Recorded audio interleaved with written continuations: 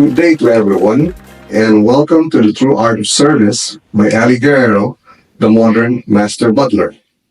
I am Eli Guerrero, your host and companion in this exploration of refined leadership, quiet confidence, and the elevated standards that define true hospitality.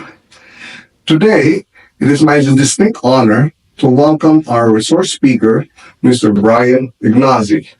A distinguished advisor to leaders across a breadth of industries, he is known for his mastery in shaping behavior-driven leadership and cultivating cultures of excellence. With a foundation in organizational psychology and a keen understanding of the human element behind high performance, he equips professionals to lead with clarity, grace, and intention. It is a true privilege to have Mr. Bryan Ignozzi with us today as we explore the finer points of leadership and the behaviors that elevate service to an art.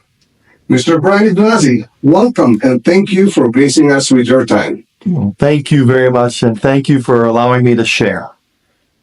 Mr. Ignozzi, having observed and worked with the distinguished leaders across various sectors, I'm most curious, what core behaviors, in your experience, consistently define a truly great leader?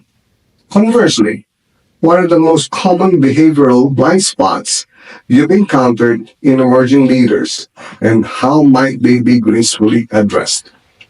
When we look at the core behaviors for effective leaders, we want to look across 3 different leadership styles and blend those together. Those leadership styles are purpose-driven leadership, servant leadership, and situational leadership.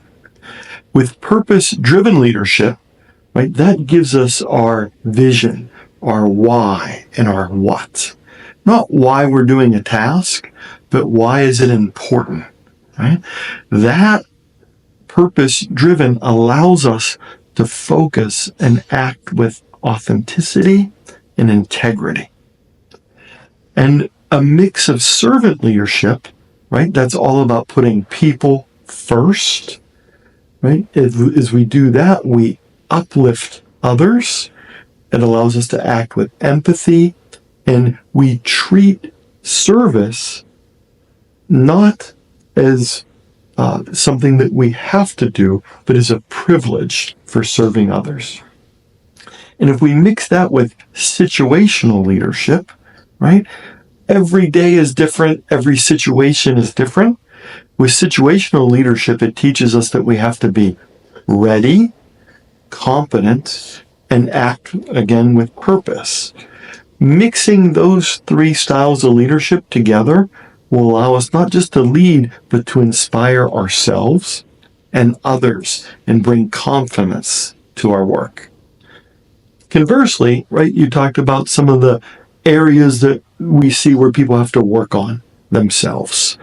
And the biggest area where we see is self-awareness, right? We need to kind of do a self-reflection and understand what our strengths and what our weaknesses are. And sometimes that comes with experience, but really it starts with that self-reflection.